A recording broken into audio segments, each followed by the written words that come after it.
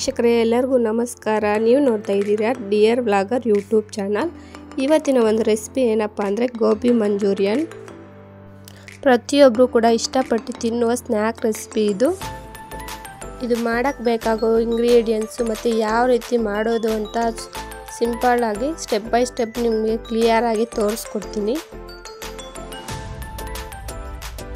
ಮೊದಲು ಒಂದು ಪಾತ್ರೆಯಲ್ಲಿ ನೀರು ತಗೊಂಡು ಬಿಸಿ ಮಾಡಿಕೊಂಡು ಅದು ಚೆನ್ನಾಗಿ ಕುದೀತಾ ಇರುವಾಗ ಹೂಕೋಸನ್ನು ಹಾಕ್ಕೊಂಡು 1 ಟೇಬಲ್ ಸ್ಪೂನ್ ಉಪ್ಪು ಹಾಕ್ಕೊಂಡು ಒಂದು ಕುದಿ ಬರುವವರೆಗೂ ಕುದಿಸ್ಕೊಬೇಕು.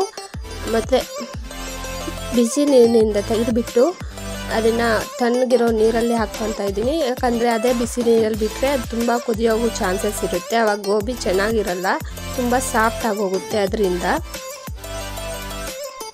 ಇವಾಗ ಒಂದು ಬೌಲ್ ತಗೊಂಡು 2 ಟೇಬಲ್ ಸ್ಪೂನ್ ಕಾರ್ನ್ಫ್ಲೋರ್ ಹಾಕ್ತಾಯಿದ್ದೀನಿ, 1 ಟೇಬಲ್ ಸ್ಪೂನ್ ಮೈದಾ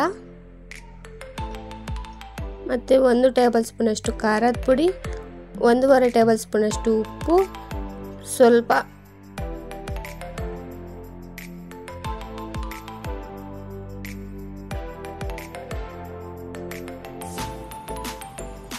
ಚಾಟ್ ಮಸಾಲ ಹಾಕಿ ಸ್ವಲ್ಪ ನೀರು ಸೇರಿಸ್ಕೊಂಡು ಮೀಡಿಯಮ್ ಹದದಲ್ಲಿ ಇದನ್ನು ಮಿಕ್ಸ್ ಮಾಡ್ಕೊತಾ ಇದ್ದೀನಿ. ತುಂಬ ತೆಳುವಾಗಿ ಇರಬಾರ್ದು, ಹಂಗಂತ ಗಟ್ಟಿನೂ ಆಗಬಾರ್ದು. ನಾವು ಈ ರೀತಿ ಮಿಕ್ಸರ್ನ ಕಲಿಸ್ಕೋಬೇಕು. ಆವಾಗೇ ನಮಗೆ ಮಂಚೂರಿಯನ್ ಕ್ರಿಸ್ಪಿಯಾಗಿ ಬರುತ್ತೆ. ಇವಾಗ ಎಣ್ಣೆ ಕಾಯಕ್ಕೆ ಇಟ್ಕೊಂಡಿದ್ದೀನಿ.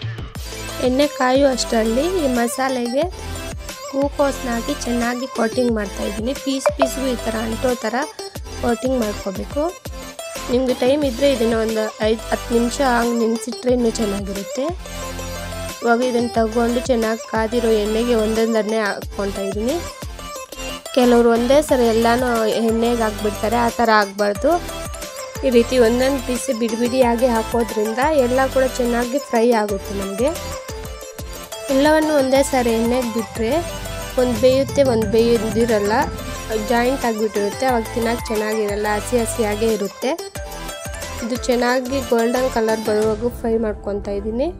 ಇವಾಗ ತಿರುಗಿಸ್ಕೊಂಡು 2 ಕಡೆ ಅದೇ ಥರ ಫ್ರೈ ಮಾಡ್ಕೋಬೇಕು. ನಾವು ಆಚೆ ಕಡೆ ಹೋದಾಗ ಮಕ್ಕಳೆಲ್ಲ ತುಂಬ ಆಟ ಮಾಡಿ ಕೇಳುವುದೇ ಇದು. ನಾವು ಔಟ್ಸೈಡ್ ತಿನ್ನೋದಕ್ಕಿಂತ ಈ ರೀತಿ ಮನೆಯಲ್ಲಿ ಮಾಡ್ಕೊಂಡು ತಿನ್ನೋದೇ ನಮ್ಮ ಹೆಲ್ತಿಗೂ ಒಳ್ಳೆಯದು. ಮತ್ತು ಮನೆಯಲ್ಲಿ ಮಾಡಿಕೊಂಡ್ರೆ ಎಲ್ಲರೂ ಚಿಕ್ಕವರು ದೊಡ್ಡವರು ಎಲ್ಲ ತುಂಬ ಇಷ್ಟಪಟ್ಟು ತಿಂತಾರೆ. ಇದನ್ನು ಮಾಡೋದು ಕೂಡ ತುಂಬ ಸುಲಭ. ನಮಗೆ ಸ್ಪೈಸಿಯಾಗಿ ಏನಾದರೂ ತಿನ್ನಬೇಕು ಅನಿಸಿದಾಗ ಈ ರೀತಿ ಮಾಡ್ಕೊಂಡು ತಿಂದರೆ ಆಹಾ ಏನು ರುಚಿ. ನೀವು ಕೂಡ ಇದೇ ರೀತಿ ಒಮ್ಮೆ ಮನೆಯಲ್ಲಿ ಟ್ರೈ ಮಾಡಿ. ಆಚೆಯಿಂದ ತಗೊಂಡು ತಿನ್ನಬೇಕು ಅನಿಸೋದೇ ಇಲ್ಲ, ಮನೆಯಲ್ಲೇ ಮಾಡ್ಕೊಳ್ಳೋಣ ಅನಿಸುತ್ತೆ. ಅಷ್ಟೊಂದು ಚೆನ್ನಾಗಿರುತ್ತೆ ಈ ಗೋಬಿ ಮಂಚೂರಿಯನ್. ಇವಾಗ ಸಾಸಿಂಗ್ ರೆಡಿ ಮಾಡ್ಕೊಳ್ಳೋಣ.